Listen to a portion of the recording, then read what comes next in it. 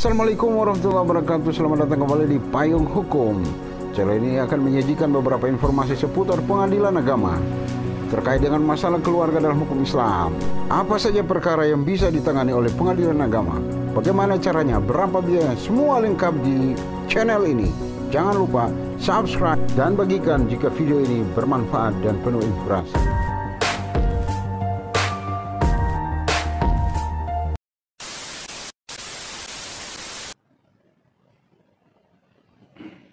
Namun bagaimana dengan ucapan kinayah? Suaminya mengatakan bahwa kamu lebih baik pulang saja sama orang tuamu, atau di rumah ini sudah tidak ada istri lagi. Bentuk ucapan seperti itu harus cepat-cepat diklarifikasi oleh istri. Apa maksudnya bang untuk suruh saya pulang? Jika ucapan suami itu meskipun dianggap main-main atau kiasan, lebih baik kamu pulang saja sama orang tuamu. Jika ucapan suami itu diniatkan untuk bercerai, maka saat itu jatuh hukum talak. Jika tidak, maka perlu penegasan untuk klarifikasi. Karena hukum talak ini bisa mengharamkan sesuatu yang sudah halal. Baik teman-teman sekalian, kita lanjut. Bagaimana jika istri mengucapkan kata cerai? Seperti yang sudah saya jelaskan tadi, bahwa ucapan talak seorang istri tidak mempengaruhi kekuatan disangkan galizah yang kokoh itu, tidak bisa. Kenapa? Undang-undang di dalam KHI pasal 114 menjelaskan bahwa putusnya suatu ikatan perkawinan itu karena perceraian. Perceraian dimaksud itu karena talak, yang kedua karena gugatan cerai. Talak ini adalah suatu kehendak untuk bercerai yang dilakukan oleh suami, sedangkan gugatan cerai gugat adalah yang dimaksud karena istri yang menggugat suami ke pengadilan. Akibat hukumnya juga beda. Putusan yang atau amar yang dikeluarkan oleh pengadilan juga berbeda. Nah, untuk masalah ini nanti kita bahas pada video berikutnya. Baik teman-teman sekalian, kemudian ada lagi yang bertanya, apakah seorang suami yang dengan sengaja mengucapkan kata talak, cerai kepada istrinya, apakah saat itu sudah jatuh, sudah sah mereka bercerai? Maka jawabannya, secara hukum Islam sah mereka bercerai. Namun perceraian ini tidak mempunyai kekuatan hukum tetap. Kenapa demikian? Kita ini negara hukum. Jadi pencatatan perkawinan di masa mereka menikah dicatat secara resmi oleh negara, dalam hal ini oleh KUA. Maka untuk membatalkan akta otentik itu, yang namanya buku nikah, harus dengan akta autentik yang dikeluarkan oleh pengadilan. Nah, jadi mempunyai kekuatan hukum. Perceraian yang dimaksud mempunyai kekuatan hukum, sehingga yang bersangkutan, suami atau istri, dapat melakukan apa-apa yang dapat memenuhi kebutuhan hukum sesuai dengan keinginan. Artinya, sebagaimana dijelaskan dalam pasal 39 ayat 1 bahwa pasal 39 ayat 1 Undang-Undang Perkawinan, bahwa perceraian itu hanya terjadi di depan pengadilan. Junto pasal 115 kompilasi hukum Islam juga seperti demikian. Artinya jika suami istri dalam suatu rumah tangga sudah tidak ada kecocokan lagi, upaya damai sudah dimaksimalkan namun tidak berhasil, perselisihan terjadi terus-menerus, kemudian dari pihak keluarga juga telah maksimal menasihati mereka, maka perceraian ini dianggap suatu hal yang lebih baik daripada terus-menerus mempertahankan rumah tangga yang dalam keadaan saling memudaratkan. Kalau dibiarkan, bisa akan berakibat buruk. Yang pertama, bagi pasangan suami istri itu sendiri, kalau mereka saling bagus, kalau mereka hanya saling menyerang lewat kata-kata. Kalau tersampai ke KDRT, akibatnya itu kepada anak-anak. Anak-anak secara psikologis juga terganggu jika melihat orang tuanya terus-menerus bertengkar, tidak ada upaya damai. Ini berakibat buruk terhadap perkembangan masa depan anak, baik secara fisik dan psikis. Oleh karena itu, perceraian bisa menjadi solusi jalan keluar terhadap masalah rumah tangga ini sangat kompleks. Ini bukan berarti memudahkan suatu perceraian, tapi dalam kaidah hukum Islam menyebutkan bahwa apabila terdapat dua kemudaratan, maka kita harus memilih salah satu yang lebih ringan, mudarat.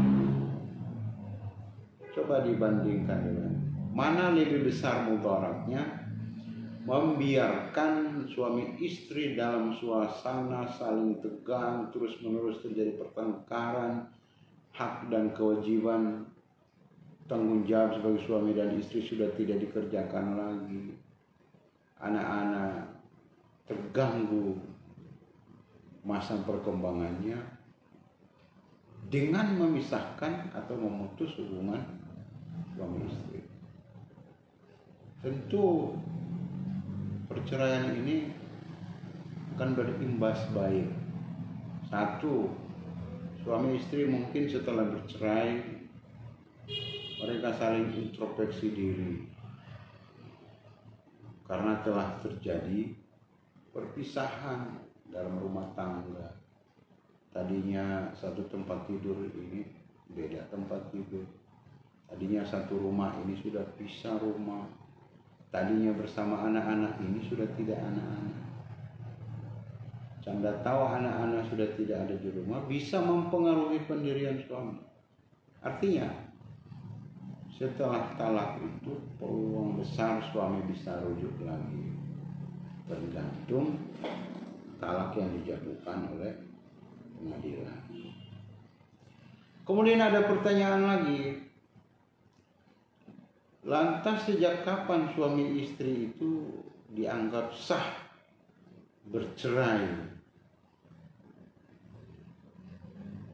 Ikatan suatu perkawinan suami istri dianggap sah mereka bercerai sejak perkaranya yang diajukan pengadilan itu telah diputus oleh pengadilan agama dan telah berkekuatan hukum tetap. Artinya terhadap perkara itu sudah tertutup upaya hukum terhadap putusan pengadilan. Biasanya 14 hari setelah putusan itu diucapkan, tidak ada upaya hukum apa-apa dari salah satu pihak, maka putusan tersebut telah berkekuatan hukum tetap. Artinya hari ke-15, 16, 17 dan seterusnya, pihak-pihak yang mengajukan gugatan ke pengadilan dalam hal ini masalah perceraian boleh menanyakan akte cerai. Tapi jika suami yang mengajukan, setelah putusan tersebut berkekuatan hukum tetap, suami itu masih ada satu kali sidang, namanya sidang pengucapan ikrar talak. Setelah 14 hari tersebut tidak ada upaya hukum, ditetapkan kembali hari sidang untuk menentukan kapan sidang pengucapan ikrar talak. Para pihak dipanggil hadir pada hari dan tanggal tersebut untuk mendengarkan lafaz ikrar talak dari suami kepada istri. Setelah ucapan tersebut, maka pada saat itu juga perkara tersebut bisa diterbitkan akte cerai. Jika tidak terjadi pengucapan ikrar talak setelah pengadilan memanggil suaminya untuk datang persidangan, istrinya juga demikian, dipanggil tidak datang. Jika pada saat ditentukan jatuh tempo 6 bulan suami tidak datang menyampaikan kabar berita bahwa bersedia atau tidak mengucapkan ikrar talak, maka setelah 6 bulan tersebut, perkara atau putusan yang telah dibacakan tadi dianggap tidak berkekuatan hukum tetap, dan suami dan istri dianggap secara hukum mereka masih terikat dalam suatu ikatan perkawinan.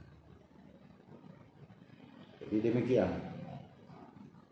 Kemudian biasa dalam pengucapan ikrar itu, ikrar talak tersebut ada dikaitkan dengan pembayaran biaya nafkah selama masa iddah. Jadi disebut nafkah iddah. Kemudian ada mut'ah yang diberikan suami kepada istri. Agar suami ini tidak lalai dalam menunaikan kewajibannya tersebut, hakim biasanya itu memerintahkan kepada yang bersangkutan untuk menyerahkan kewajibannya itu pada saat pengucapan ikrar talak. Makanya istri juga harus hadir sehingga nafkah tersebut diserahkan langsung kepada istri. Baik, kemudian ada satu pertanyaan lagi, apakah dari perceraian itu bisa rujuk? Nah, seperti yang saya sudah jelaskan tadi bahwa suami istri bisa rujuk kembali menjadi suami istri setelah putusan pengadilan, tergantung bunyi amar putusan. Jadi ada cerai talak raj'i, ada putusan mengabulkan perceraian dengan amar ba'in sukro, ada putusan dengan khul'i. Emang apa bedanya? Oke, kita nanti bahas pada video berikutnya. Ini sudah berapa pertanyaan yang nanti kita ulas di video berikutnya. Saya kira sekian dulu. Terlalu banyak pertanyaan yang muncul, tapi saya nanti bahas pada video berikutnya. Kita cukupkan dulu untuk video kali ini. Jangan lupa bagikan video ini jika video ini bermanfaat, bisa memberikan informasi, edukasi terkait dengan tugas dan kewenangan pengadilan agama dan seputar hal-hal yang berkaitan dalam rumah tangga yang kita coba bahas dalam perspektif hukum Islam dan undang-undang. Kemudian jangan lupa tekan tombol like dan share sebanyak-banyaknya kepada siapa saja dan bermanfaat, dan tekan tombol lonceng. Kenapa? Supaya Bapak Ibu tahu video saya berikutnya yang baru, Bapak Ibu bisa ketahui melalui notifikasi lonceng. Oke, wallahul musta'an. Wassalamualaikum warahmatullahi wabarakatuh. Bye, keluarga Sakinah, keluarga kuat.